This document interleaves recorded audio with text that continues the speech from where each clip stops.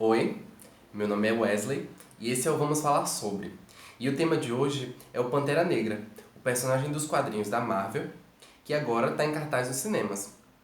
Antes de continuar, eu quero te avisar que esse vídeo contém spoilers, então, se você ainda não assistiu o filme, eu recomendo que assista e depois volte para ver os meus comentários. Eu acabei de assistir o filme, eu assisti ontem à noite, e guardei os comentários para fazer aqui com vocês no YouTube. Tem alguns tópicos que eu acabei até anotando aqui, que são os tópicos que eu vou levantar para a gente discutir no decorrer do vídeo. E o primeiro tópico que eu quero colocar é o fato de o Pantera Negra ser o primeiro personagem dos quadrinhos negro da Marvel. Isso na década de 70. A maioria dos personagens, Capitão América, Thor, Homem de Ferro, todos são personagens brancos. E o Pantera Negra ele se diferencia justamente por ser um personagem negro. E aí ele vai estabelecer um link, inclusive com a realidade estadunidense, que na década de 70 tinha diversas tensões raciais colocadas e, inclusive, havia um grupo político, né, um grupo social, que eram os Panteras Negras. Algumas pessoas dizem que há uma relação entre os Panteras Negras e o Pantera Negra, outras pessoas dizem que não. Eu não tenho uma informação precisa para passar para vocês. Mas os Panteras Negras, eles eram um movimento de pessoas negras que tinham basicamente o objetivo de defender pessoas negras, principalmente dos abusos policiais. Então eles acompanhavam escoltas policiais, né, para defender essas pessoas e para se certificar de que violências e abusos não ocorreriam. Foi um movimento político muito importante na década de 70 e que, por coincidência, ou não sei, surgiu na mesma época aí que surgiu o personagem do Pantera Negra. Né? E aí é interessante que agora, né, mais ou menos 40, não sei quantos anos exatamente depois, esse personagem vem para os cinemas. Então, mais uma vez, ele acaba tendo uma relevância que não está só na questão cinematográfica, mas que está presente também no contexto social e histórico em que o filme, que a produção do filme se insere. Que nesse caso, nos Estados Unidos também traz uma certa... Os Estados Unidos contemporaneamente também tem a questão racial colocada e posta e há diversas tensões raciais lá. Né? Mas assim, eu quero utilizar essas discussões para inclusive pensar a nossa realidade brasileira, que alguns colocam como um país onde há uma democracia racial, mas que essa ideia de democracia ou de igualdade racial pode ser questionada porque há diversas violências que funcionam em níveis estruturais na sociedade brasileira. Né? Enfim, há muito pano para manga aí. Aí, segundo ponto que eu quero trazer para vocês é que um conceito que é utilizado no filme do Pantera Negra é o conceito do afrofuturismo, que foi um conceito que eu fui pesquisar após saber do filme, né, e que eu achei muito interessante. Que é o seguinte, o que é o afrofuturismo? Ele é um movimento, basicamente, né, artístico, que quer pensar diversos campos da arte, mas aí muito forte na literatura, né, e no cinema, se utilizando da ficção científica e pensando essa produção de ficção científica feita por pessoas e personagens negros. Porque o que é que os afrofuturistas perceberam? Que principalmente a ficção científica, não só a ficção científica, né, mas os diversos campos, né, os diversos gêneros literários e cinematográficos, eles são marcados pela presença majoritária de pessoas brancas. Então, o afrofuturismo ele quer ser um contraponto e mostrar que pessoas negras, pessoas afro-americanas e africanos podem produzir ciência, podem produzir tecnologia futurista e etc. Se a gente for analisar os filmes de ficção científica, né, a maioria dos personagens é branco e você tem no máximo um personagem negro ou cotista. E o afrofuturismo quer pensar justamente o contrário, um futuro de autodesenvolvimento tecnológico em que pessoas negras são protagonistas. E aí a gente consegue estabelecer um link, né, já pensando no afrofuturista, o quanto essa exclusão no campo da produção tecnológica, na produção científica, etc., não funciona também, né? Será que quantos personagens, quantas pessoas negras não seriam grandes cientistas ou podem ser grandes cientistas, mas que acabam sendo excluídos dos ambientes acadêmicos, dos ambientes intelectuais, por conta da sua cor da pele. Aí algumas pessoas podem me dizer, mas tem pessoas negras que produzem sim, mas o que a gente está colocando aqui é um espaço minoritário. Essas pessoas precisam de cotas, né? Essas pessoas são quantificadas, não pela sua capacidade, mas porque para elas há um espaço mínimo a ser delegado.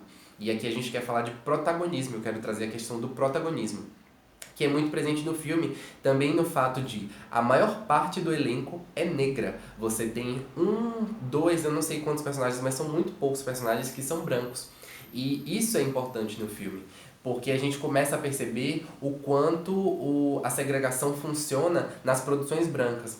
Que geralmente a maioria dos personagens, né, são brancos, as produções cinematográficas têm maioria dos personagens brancos, e você tem 3 atores negros no filme. Será que as pessoas, os atores negros, será que não existem atores negros? Ou será que as pessoas, né, interessadas em produzir arte, em produzir cinema, que são negras, acabam sendo excluídas? E aí isso funciona não só no campo do cinema, mas no campo das artes em geral, no campo da moda, no campo da política, na esfera cultural, enfim, nos mais diversos setores da sociedade. Há uma marginalização das pessoas negras, né, e que está posta no filme. E aí vamos voltar para o que a gente estava discutindo, né? E aí eu vou começar agora com alguns spoilers realmente do filme. Que é, Wakanda, o filme se passa em Wakanda, né? Pantera Negra, ele é um wakandano, e ele no decorrer do filme vai se tornar o rei de Wakanda, o pai dele morre. E aí, Wakanda, pela imprensa internacional, ele é visto como um país muito pobre. E é um paralelo que a gente pode fazer com a nossa própria realidade, né? Geralmente nós entendemos, e a mídia internacional, né, noticia a África como um país muito pobre, a África como um lugar de sofrimento. Só que Wakanda, ela é vista pela imprensa internacional como pobre, só que é um campo magnético ao qual somente os wakandanos podem ultrapassar, e ao adentrarem esse campo, eles chegam de fato no país. É como se houvesse uma camuflagem, é de fato uma camuflagem, né? E lá dentro, esse país funciona com alto índice de desenvolvimento tecnológico, né? Há tecnologias que sequer são conhecidas pelo mundo lá fora e pelos colonizadores da África. E há uma relação muito próxima com a natureza, que também é um paralelo ou uma contraposição à ficção científica clássica e à ficção científica branca. Porque geralmente os filmes em que a gente vê de ficção científica um grande desenvolvimento tecnológico, há uma destruição da natureza e há um distanciamento da natureza.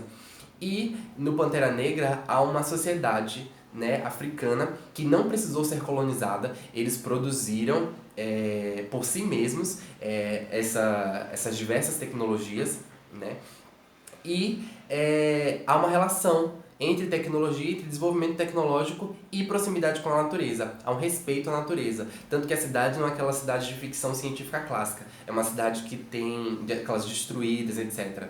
É uma cidade que tem muito verde ao seu redor e verde dentro da cidade. E há outra questão, que é a princesa de Wakanda, né, é uma mulher, e é a mulher responsável, né, pela direção da tecnologia no país. Assim, ela é muito inteligente, é uma menina e é mulher, que a gente pode estabelecer o link entre a questão racial, né, mas entre a questão de gênero também. É uma mulher que é muito inteligente, que é produtora de tecnologia. Além disso, outra questão que foi muito marcada para mim é a questão da estética afro-americana. Como assim? Quando eu vou assistir um filme, eu presto muita atenção no apelo estético do filme. Eu presto atenção na fotografia, presto atenção no figurino, presto atenção na maquiagem. E assim, eu achei que o Pantera Negra foi muito bem feito nesse sentido. A maquiagem é muito bem feita, os figurinos são incríveis. E pra mim, o mais legal é que eles pegam todas essas referências africanas e afro-americanas e estilizam de uma forma que tem tanta qualidade estética e pode ser tão cool, tão hype, quanto uma produção de figurino europeia, que faz menção às culturas anglo-saxônicas e etc. Né? Há uma riqueza, há cores muito vibrantes no filme, o que deixa a experiência de assistir o filme muito rica mesmo. Por isso, eu também recomendo, não só pelo... Eu recomendo o filme não só pelo aspecto social, histórico, mas pela produção cinematográfica em si, que é muito bem feita, não deixem nada a desejar os filmes dos outros super-heróis da Marvel, né? E tem outro ponto que eu quero pensar com vocês e que por isso eu acho que o filme é muito importante, assim, que é o aspecto, que é o impacto cultural que esse filme vai ter, que já tá tendo e que eu acho que vai ter. Não só o personagem dos quadrinhos teve um impacto na sua época, né, mas o Pantera Negra ele vai ter um impacto principalmente pelo alcance de distribuição dos filmes da Marvel, né, que distribui a nível global, internacional. E aí você tem diversas crianças, né, que vão assistir esse filme, e não só crianças como adultos, e que vão perceber que o lugar das pessoas negras também pode ser um lugar de protagonismo. Geralmente os filmes, né, os mais diversos filmes sempre associam pessoas negras à violência, sempre associam pessoas negras ao seu passado, né, aos seus ancestrais que sofreram a escravidão. E esse filme ele é talvez até revolucionário nesse sentido, porque os personagens negros eles são protagonistas, eles não têm uma relação com a violência, eles têm uma relação com o poder, têm relação com... eles são reis, eles são rainhas, eles são soldados, eles são guerreiros, eles têm poder, né? Eles são ricos, eles são inteligentes. Muito diferente dos personagens negros ou do estereótipo negro que é representado tradicionalmente nos cinemas, na literatura e etc. Então fica aí o meu convite para você assistir o filme, tá muito bom. E o meu convite também para você se inscrever no canal, curtir o vídeo e comentar. É importante que você comente, né? Porque aí a gente tem diferentes perspectivas, a gente pode olhar a questão de diversos ângulos, tal. E de certa forma você colabora comigo, porque aí eu tenho mais estímulo para produzir e para estar aqui levantando essas questões. É muito importante para mim que você curta, que você comente, que você se inscreva, tá? Um beijo, até a próxima.